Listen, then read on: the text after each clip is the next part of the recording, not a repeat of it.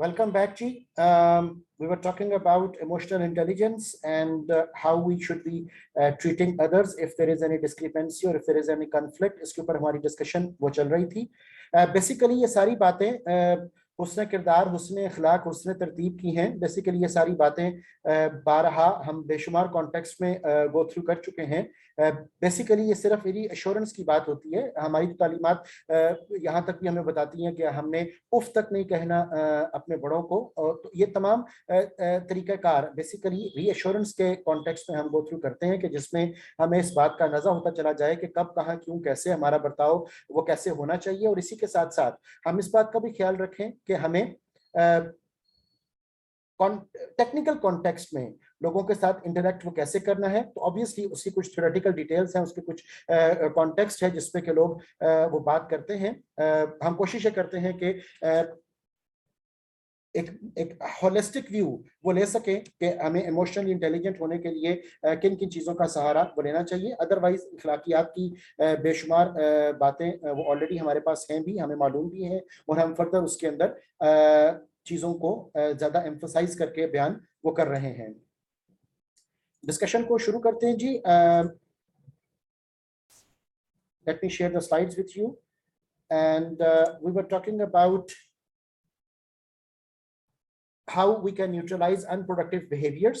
और उसके अंदर हमने देखा कि अगर कोई शख्स एग्रेसिव है, डिसरिस्पेक्टफुल है, तो हमें उसके साथ कैसे टैकल करना चाहिए. तो बेसिकली अखलाकियात की बात का दर्स इसमें मौजूद है. इसमें वतवासो बिल हक व तवासो बिल सब्र की एस्पेक्ट्स भी मौजूद हैं. लेकिन नो डाउट जिस कॉन्टेक्स्ट में मैं इसको अभी कोट कर रहा हूँ वो बहुत बड़े कॉन्टेक्स्ट में बात चली जाती है. लेकिन still one two one interaction के लिए भी हम इन तमाम चीज़ों को मद्देनजर वो रख सकते हैं. इसी तरह आगे वो बात करता है कि doesn't listen to your side. अगर suppose if other person doesn't listen to your side तो उस सूरत में क्या करना चाहिए.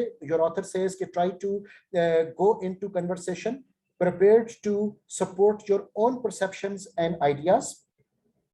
Second, वो कहता है कि redirect the person to your idea or information with phrases such as I was just wondering, bear with me a minute, or what do you suppose. तो छोटे छोटे मामलात से, छोटे छोटे एहसासात को मद्देनजर रखते हुए, छोटे छोटे अल्फाज को, जुमलों को यूज करते हुए हम लोगों के साथ बेहतर तौर कम्युनिकेट वो कर सकते हैं. Likewise, acknowledge that the person possesses valuable knowledge too. तो अगले को रिस्पेक्ट भी दें और इस बात को भी समझें कि वो भी ऑब्वियसली चीजों को समझता, देखता, जानता वो जरूर है. Has an explosive outburst. अगर ये सिचुएशन आ जाए कि if the other person has an explosive outburst, तो तब क्या करना चाहिए. तब आपका ऑथर एडवाइस करता है कि take a break and then continue the conversation. Get the person's attention by waving your arms and calling their name loudly enough to be heard, and express genuine concern for the person. For example, Joy, nobody should have to feel this way.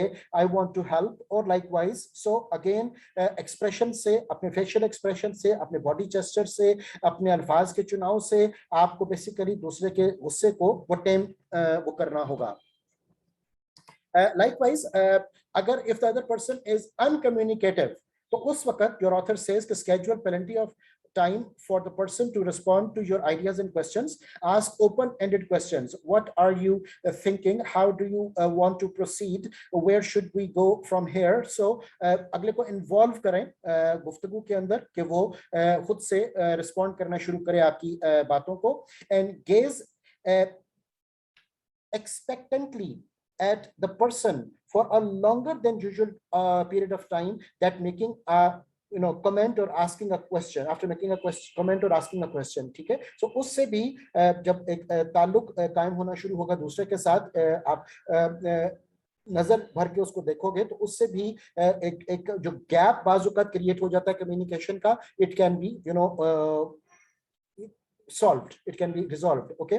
लेकिन again ये बड़ा subjective matter है. आपको बड़ा careful होकर वो चलना होगा. कल्चरल कॉन्टेक्स्ट में भी हमें चीजों को सोचना होता है, हमें एज कॉन्टेक्स्ट में भी सोचना होता है, हमें जेंडर कॉन्टेक्स्ट में भी चीजों को देखना, परखना, सोचना होता है. तो बहुत से मल्टीपल एस्पेक्ट्स हैं जो कि मद्देनजर रखने हमारे लिए जरूरी हैं. So assume that the situation can't get better. अगर फर्ज करें कि अगर other person is having this context, तो उस सूरत में आपका ऑथर कहता है कि give the person time to consider your plan and get back to you. Bring up and address the negative aspects of an idea before the other person does. So इस तरह से मुख्तलिफ मामलात को आपका ऑथर एलेबोरेट कर रहा है अपने आर्टिकल में.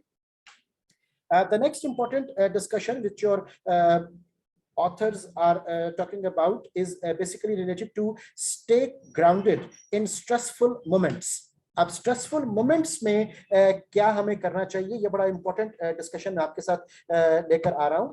इसमें सबसे इंपॉर्टेंट चीज जो स्ट्रेसफुल मोमेंट में हमें चाहिए, and that is to manage your amygdala hijack. अब अमिगडाला हाईजैक के ऊपर हमने ऑलरेडी डिस्कशन अपनी पिछले सेशंस में की थी, लेकिन स्टिल हम उसको दोबारा से रिवाइज कर रहे हैं कि in the case of fear और in case of stress your mind goes for amygdala hijack. और अगर अमिगडाला हाईजैक हो जाता है तो जाहिर है कि उस वक्त फिर आपकी जो रैशनैलिटी है, आपके जो इमोशनल कॉन्टेक्स्ट है, उसको ज्यादा हमें केयरफुल अंदाज में सोचना परखना और देखना होगा. सो उस सूरत में क्या करना चाहिए if there is amygdala hijack? वो कहता है कि emotional self regulation is an essential life skill. Okay, so self regulation हमें करनी आनी चाहिए, अपने जज्बात पर कंट्रोल करना आना चाहिए, अपने आप को इमोशनल लेबर के अंदर इन्वॉल्व करना आना चाहिए. एंड सेकेंडली वो कहते हैं कि as soon as you notice an unpleasant emotion, अगर आपको लगे कि कोई चीज is tickling you, triggering you, तो उस सूरत में what you can do, you can stop and breathe. Okay, you can stop and breathe. तो अपने आप को एक मौका दें, अपने आप को एक चांस दें कि आप दोबारा से रीएस्टैब्लिश कर सकें अपने कनेक्शंस को, अपने थिंकिंग प्रोसेस को, अपनी यूनिफिकेशन ऑफ थॉट को. इसी तरह bring awareness to what's happening in your mind and body. For example, what I am thinking right now, what am I feeling right now. So अपने आप को अगेन एहसास दिलाने की कोशिश कि आपका जो कॉन्शियस माइंड है वो एक्टिवेटेड रहे, और it should not be the case कि you are continuously suffering from amygdala hijack. तो अपने आप को कॉन्शियस माइंड में लेकर आना, उसके लिए जाहिर है कि हमने माइंडफुलनेस की एक्सरसाइजेस की भी बात की, माइंडफुलनेस ट्रेनिंग की भी हमने बात की, वो जरूरी होगा. इसी तरह accept it and acknowledge it, name it and tame it. That is very important concept. जिस तरह आपको मैंने एक दफा बताया था कि अगर यू आर कंफ्यूज्ड, तो अपने कंफ्यूजन को ओवरकम करने के लिए one of the techniques we have is the confession. That you confess that you are confused. तो अपने कंफ्यूजन को कन्फेस करके you can become brave, you can become confident, you can become out of the fear. So accept it and acknowledge it. ये चीज बड़ी अहम है हमारे लिए, बिकॉज उसको जान लेने से, मान लेने से, कर लेने से आपको अंदाजा हो जाएगा कि आप किस तरह बेहतर तौर अपने काम को वो परफॉर्म कर सकते हो. Likewise another context that we have is that once you have recognized how you feel and why you feel it, you can focus on what to do to make things better.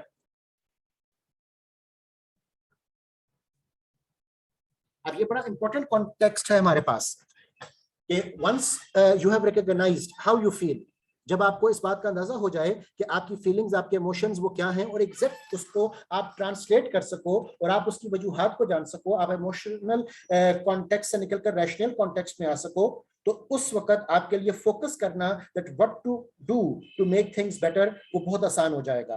Likewise when you appropriately disclose your emotions, okay, जब आप अपने जज्बात का बेहतर तौर इजहार कर सकें, people are more likely to treat you with compassion and forgiveness. ठीक है, क्योंकि वो भी उस बात को समझ सकते हैं बेहतर तौर जब आप उसका इजहार कर पाओगे अच्छे तरीके से. ठीक है, तो ये चीज बड़ी जरूरी है, और उसके लिए obviously we have to take a sometimes take a break, take a deep breath. आप अपने ख्यालात को अल्फाज देने की कोशिश करें, अपने जज्बात को अल्फाज देने की कोशिश वो करें. और इट्स में एक और एक्सरसाइज जैसे आपको एडवाइस की गई थी in the previous exercises as well, कि you can even write it down. तो लिख लेने से भी बहुत कुछ जो अंदर आतिशफिशा फट रहे होते हैं वो कूल डाउन हो सकते हैं. So people who are self-compassionate, एक बड़ा important expression है कि people who are self-compassionate are much more likely to hold themselves to high standards. Okay, तो अपनी नजर में भी अपनी वक़्त को कभी गिरने मत दें, अपनी सेल्फ एस्टीम को बरकरार रखें. सेल्फ कंपैशनेट वो भी होने की जरूरत है, और अपने आप को सही तौर पर एग्जैजरेशन के बगैर और इंफीरियरिटी कॉम्प्लेक्स में जाने की बगैर अपने आप को सही तौर एवेल्युएट कर लेना, ये एक बहुत बड़ी खुशनसीबी वो होती है. Another important lesson which you are going to learn is related with the office management techniques. और ऑफिस मैनेजमेंट टेक्निक्स में अब कुछ आर्टिकल्स और कुछ रेफरेंसेस मैंने आपके लिए पिक किए, and they were talking about everyday emotional intelligence writing resonant emails हमारा टॉपिक वो शुरू हो रहा है। यहाँ से ऑनवर्ड कुछ मॉड्यूल्स हमारे चलेंगे कि जिसमें हम जो प्योरली ऑफिस कॉन्टेक्स्ट में इमोशनल इंटेलिजेंस की डेमोन्स्ट्रेशन डिफरेंट तरीकों से होती है, उसको कैसे टैकल करना चाहिए, इसके ऊपर हमारी गुफ्तगू वो होती है। अब सबसे पहली चीज आपका ऑथर जो डिस्कस करता है that is talking about writing a resonant email. अब रेजोनेंट ईमेल के हवाले से ये एक बड़ा इंटरेस्टिंग एक्सप्रेशन आपके सामने कोट कर रहा हूं कि on the left side of the screen you can see an email and on the right side of the screen you can see a reply. ठीक है, और अब इन दोनों चीजों के अंदर जो एक इम्बैलेंस है वो आपको ऑब्वियसली वो दिख रहा होगा कि if a detailed email is crafted और आप उसको सिर्फ वन वर्ड सब्स्टिट्यूशन से हल करना चाह रहे हो या सिर्फ आपने रिप्लाई कर दिया नो और यस और व्हाटसोएवर, सो यहाँ पर अब आपको थोड़ा सा इमोशनली इंटेलिजेंट होने की जरूरत है कि if someone is putting all that effort in certain elaboration तो आप भी उसको कुछ अहमियत और इंपॉर्टेंस दें।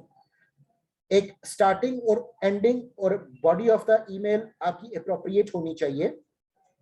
तो आपको भी इस बात का ख्याल रखना चाहिए कि किस कॉन्टेक्स्ट में आपको किस तरह से इजहार राय वो करना है। Simple one word no yes या एक इमोटिकॉन बनाकर व्हाट्सएप के ऊपर भेज देना, that is something which is not going to give a good impression to the other person. Okay, so अब इस सूरत में आपका ऑथर कहता है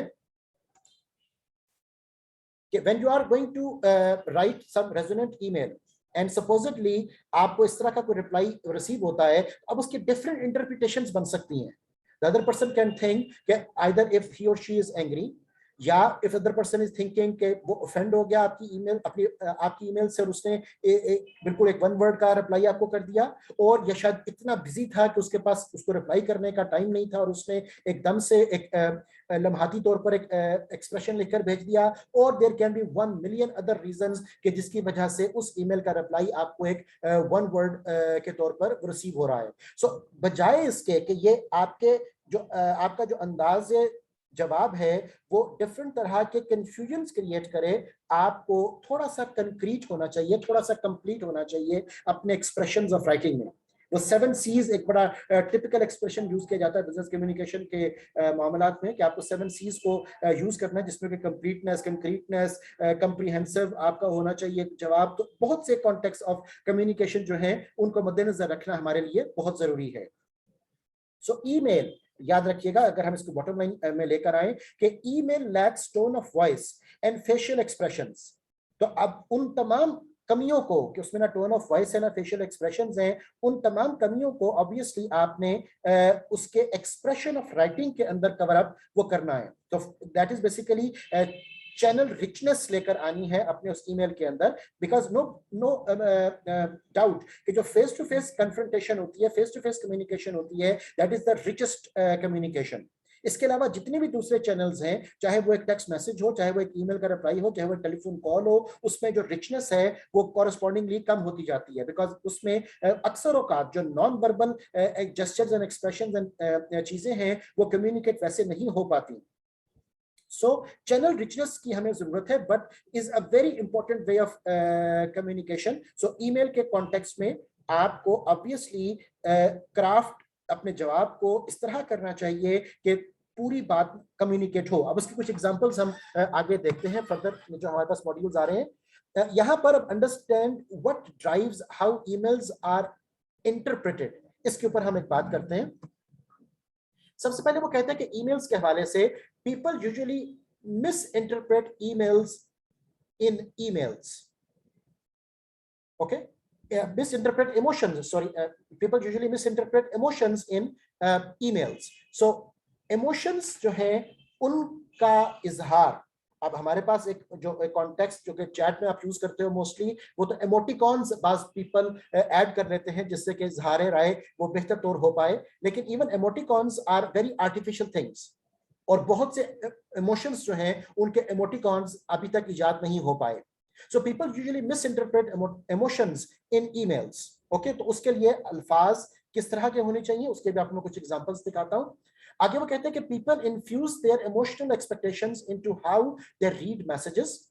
people interpret the same message differently when coming from a colleague और अ सुपरवाइजर। एक ही जुमला, एक ही एक्सप्रेशन अगर दो मुख्तलिफ लोगों से आ रहा हो तो हम उसको मुख्तलिफ मायनी वो दे देते हैं। जैसा हमने एक दफा पहले भी जिक्र किया था कि अक्सर औकात हम ये देखते हैं कि कौन कह रहा है और अक्सर औकात हम ये देखते हैं कि क्या कह रहा है। सो अब ये क्या और कौन के जो कॉन्टेक्स्ट है इसमें मैसेज बाजुकात वो पस मंजर में चला जाता है। So people count the strength of relationship in finding out the meanings of words. Okay कि उसने मुझे क्या लफ्ज लिख कर भेजे और जाहिर है कि वो अल्फाज जो ताल्लुक है उसको एलेबोरेट करने में लोगों के लिए बड़े कारफरमा वो होते हैं। दैट इज द रीजन कि मैं बार बार इस बात पर एम्फेसिस कर रहा हूं कि गुफ्तगू में अल्फाज का चुनाव जो है वो बड़ा सोच समझकर वो होना चाहिए। फॉर एग्जाम्पल ये दो एक्सप्रेशंस मैं आपके साथ डिस्कस करता हूं। Good job on the current draft, but I think we can continue to improve it. Now, this is the expression that we have received. ये अल्फाज हैं जो हम तक पहुंचे। लेकिन अगर ये अल्फाज आपके पीयर ने कहे हैं तो सेंस ऑफ कोलैबोरेशन होगा। लेकिन अगर यही अल्फाज सुपरवाइजर लेकर भेज रहा है तो उसमें हो सकता है कि क्रिटिकल स्मेल आपको आ रही हो। ओके, तो अब ये चीज बड़ी इंपॉर्टेंट है कि आप जब भी किसी से कम्युनिकेट करो उसमें रिस्पेक्ट को मद्देनजर रखें, उसमें अपनी अथॉरिटी, अपनी पोजीशन को मद्देनजर रखें और आप इस बात को भी मद्देनजर रखें कि अगले शख्स जब आप इंटरेक्ट कर रहे हो तो वो उसको कैसे इंटरप्रेट करेगा। और इस बात को जानने के लिए एक बड़ा आसान सा तरीका ये है कि अगर वैसा ही कॉन्टेक्स्ट आपको रिसीव हो उसी ताल्लुक के हवाले से तो हाउ वुड यू फील, जिसको हम कहते हैं कि put yourself in other shoe. वहां से अंदाजा हो जाएगा कि either you are feeling good और यू आर फीलिंग नॉट